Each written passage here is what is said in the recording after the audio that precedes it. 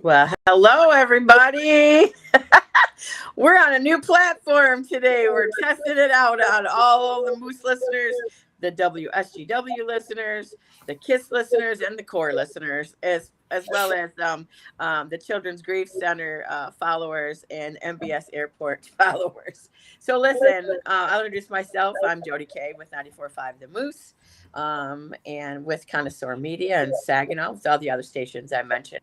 And we've got James Canders with MBS Airport. He's the MBS Airport Director. And we have Chris Sabrin from the Children's Grief Center. And we're going to be talking about a crazy fun event that we do every year, and we absolutely love it. It's Grit Your Grief, and it's happening at MBS International Airport, which is in Freeland. And let's talk to Chris Sabrin first. Hi, Chris. Hello, how are you? I'm good. I'm hearing a little bit of feedback, but we're just going to keep talking. All right. The director will figure that out behind the scenes. So tell us about Grit Your Grief. Yes, it's our signature fundraiser for the Children's Grief Center of the Great Lakes Bay region. Real quick about the Grief Center, we serve children, teens, and their families ages 4 to 18 that are grieving the death of someone significant in their life. At this time, we do it at no charge for any of our services, for our school groups or for our evening groups. And so this signature fundraiser helps us keep the agency moving forward, serving more kids, teens, and their families across the region. Such a great cause, and you know this. I already know this. So James, over at the MBS, what time does this event start on Saturday? It's this Saturday, by the way. What time does it start? Well, for me, it starts on Friday. It started last Friday for you. Okay, all right. It actually started for me last November. Yeah. With FAA planning, but for the day of the event. I think the registration is going to start opening at 8 a.m. I know people are going to be gathering there at 7 a.m. The airport staff and I, we will be getting things set up on the backside to make sure it's all ready to go.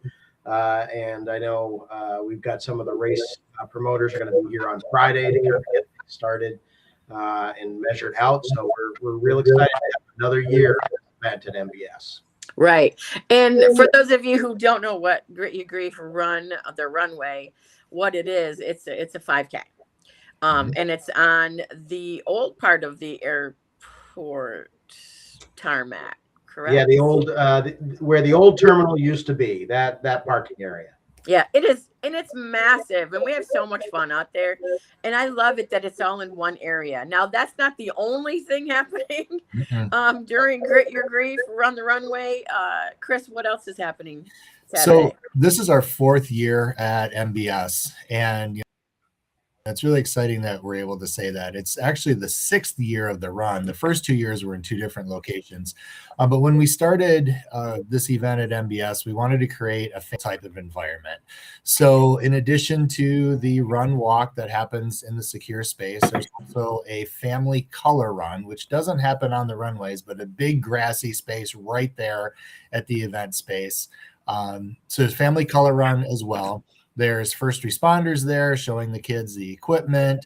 There's a kids zone with bounce houses and crafts to do. We'll have some other area agencies there, tabling and so on.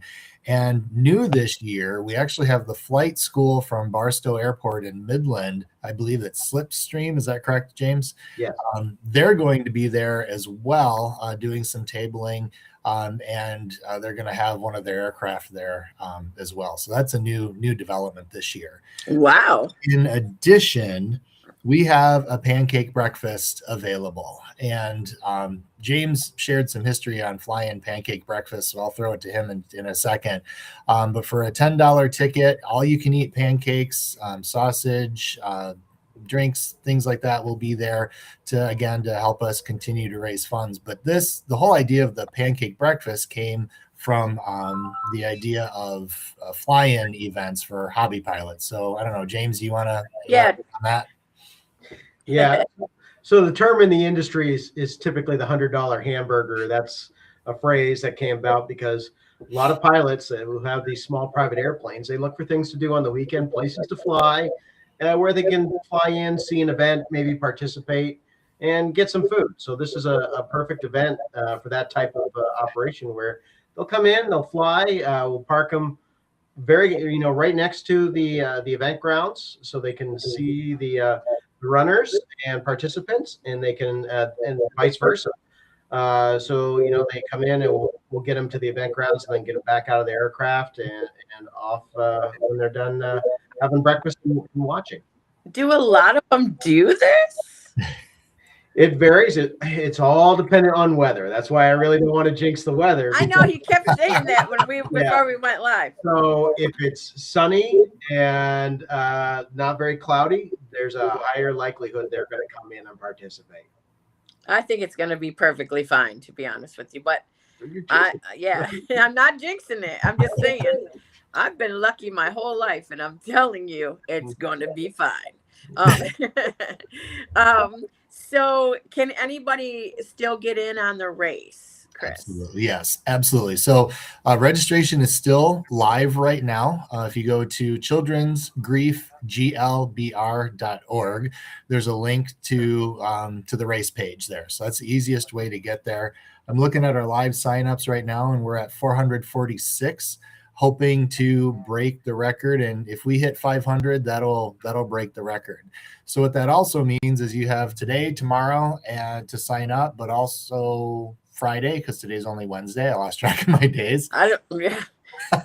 But day of, if you wake up that morning and you're thinking, you know what, I would love to run or walk and see what it's like to experience the Runway course, you can show up. Registration starts at 8 a.m. and we will take on-site registrations up to when the race starts at 10 a.m. We do have to be careful. We only have a window of how long we can allow people out there. So just a few minutes after the race kicks off, we will close that registration. However, if families want to participate in the color run, that starts at 11:30. So we will have registrations for that up until the start of the color run as well. So basically, they don't have to run. They can just show up and participate in all the other things that are going on, like the pancakes and the children's area and all that. Yes. So we are selling spectator passes for $10, and that gets you into the kids zone, craft area, and we also rope off an area for the spectators just to go in through the secure gate into a small area where they basically don't have the fence in the way. They can watch the runners out there. I do want to mention real quick, Jody K, that if somebody does decide, they want to power walk the event, one of the cool parts about the course is you get a chance to see the operational side of the big hangars that you don't really get to see when you're driving on Garfield Road, or I believe it's Freeland Road is the cross street. I just live around the corner. I'm literally. Yeah, so I can almost see the airport. Yeah. So it's a really neat perspective, and I always like to share the first time James took me out, to look at the runways and so on. I had zero idea how big and how wide those runways and taxiways are until I was a small, just me standing out there looking at it. It's a really cool perspective. So then the runners get to see that then, and the walkers. You don't have to run; you can walk, right? That's correct. Okay, all right. Yep. Are they going to force you to run? I mean, no. If that was a weird question. I'm sorry. If you're dogging it, we don't have all day. I mean, we do need to off at some point. James does need to reopen, the portion that we're using. Right. But no, everybody, we have never had an issue. People have always been very great in understanding and following, the rules, because it is, and I know James might touch on this, it's the secure space, right? We need to be really careful.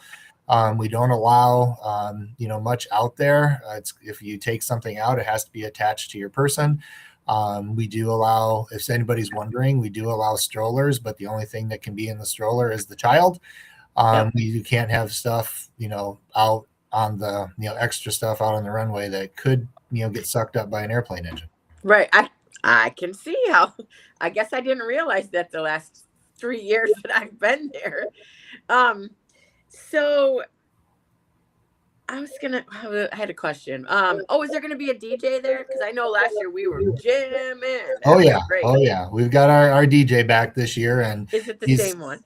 it is the same one. Yeah, Is it Ryan? believe that's his name. Yes, Yeah. I believe so. Yeah. I That, trained Ryan to be a DJ. oh, you Just did. so you know. Yeah. Ryan's gonna watch us and go, I know. That's funny. That's funny. If it's Ryan, yeah, then I trained that guy, so I'll get to see him. He's really good. Oh yeah, yeah. He has He's the best actually, teacher. Yeah. yeah, of course. He increased his system this year too, so we can have better coverage in the. Oh my gosh, it was booming. You got to have entertainment. 100%. You got to have people might even put their own headphones on, but I mean, if you forgot them, then you've got your DJ out there. That's right. I wish I knew his company name, but I just know him as Ryan. Anyway, so just a little bit about the Children's Grief Center. Sure. Where do you cover? What areas? Yeah, so we have our evening program location in Midland Bay and Saginaw counties. So in Midland, we have our home office here on James Savage Road, just near Costco. In Bay County, we rent space from Unity of Bay City, which is a religious space. We're not a faith-based organization. We just rent their space. It works really great for us. Number one, they're amazing partners, but number two, it's an old elementary school.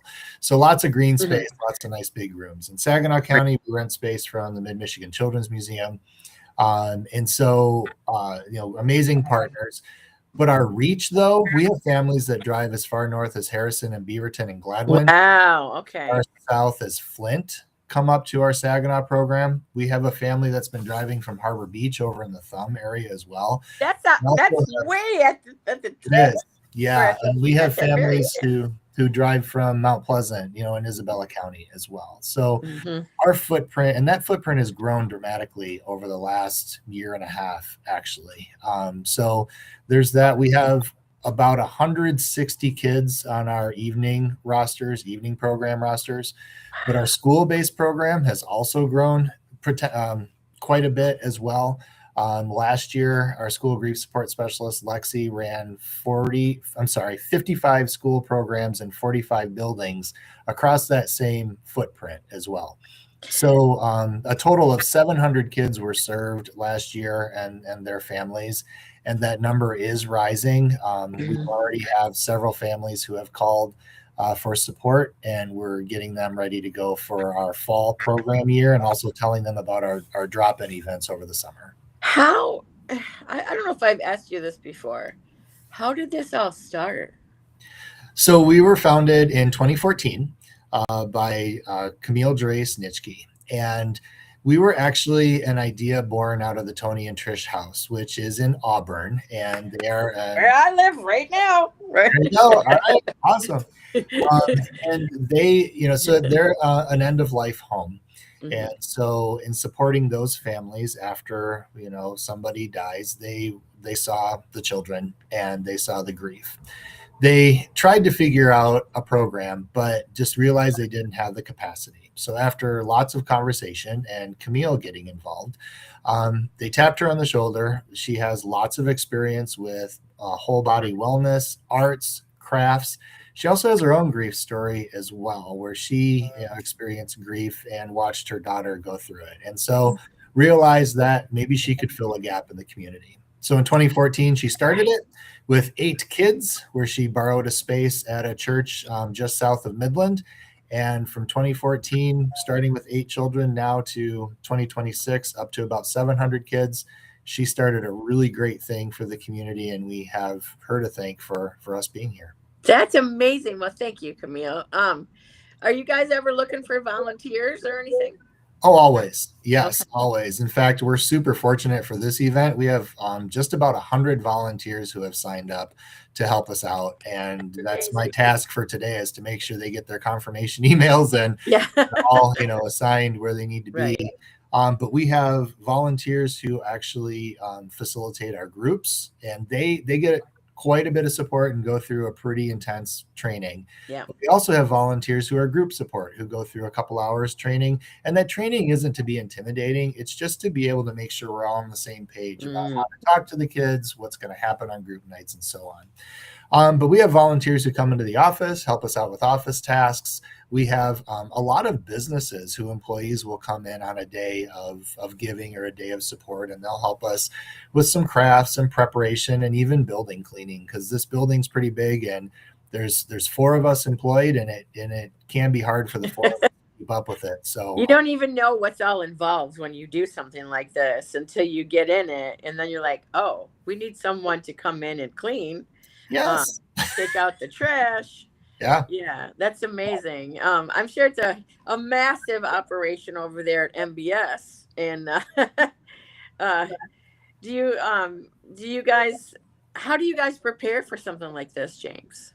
Well, when I said I start working on this, last November, that's true. I submit, I had to submit safety and security plans to the FAA, to the TSA, really outlining what we're going to do, where it's going to be, and just to make sure, that everybody is safe and the operations can continue. Because even though we're closing portions of the airport, planes still need to be able to come in and out. So if we're lucky, there's going to be some air traffic around there, and and it may be not only just the small airplanes, we may have some large jets coming in and out, and so there's going to be some noise, and that's I love airplane noise. That's I want to hear that. So, but the people, they'll see those aircraft a little closer, and they'll see some of our airport equipment, because after everything got approved with our plan, then we had to block off areas, close them to make sure airplanes don't go in. You'll see large pieces of airport equipment out there, kind of a big visual deterrent. Don't run past this point, please. And and some of these pieces of equipment, a lot of people don't realize how big they really are until they run up next to them. Yeah, they're usually in the plane. Yeah. So is MBS the only airport that does something like a 5K? No, it's actually a very common process. What? I thought we were the only ones. No, I've worked at several airports, and pretty much every one of them had a run of some kind. Really? Flint had one. Battle Creek, I know, I worked there, and they had one there, and so it's not unusual, but every airport does have to go through the same process to have this go on. Well, yeah, it makes sense. So, recap, Chris, what's happening Saturday? Saturday is our 6th annual Grit Your Grief 5K run walk event, and color run and kids zone and bounce houses and pancake breakfast, all you can eat pancakes happens. The registration opens up at 8. Registration is right now at childrensgriefglbr.org. Follow the links to our run page, or if you decide same day you just want to walk up and register starting at 8 a.m., you can do that. And let's see, registration is $45 for the run walk, and for the color run, it is $20. If there's a family of 4, please have them call our office for a special code for families of 4 or more, and that number is 989-495-9335.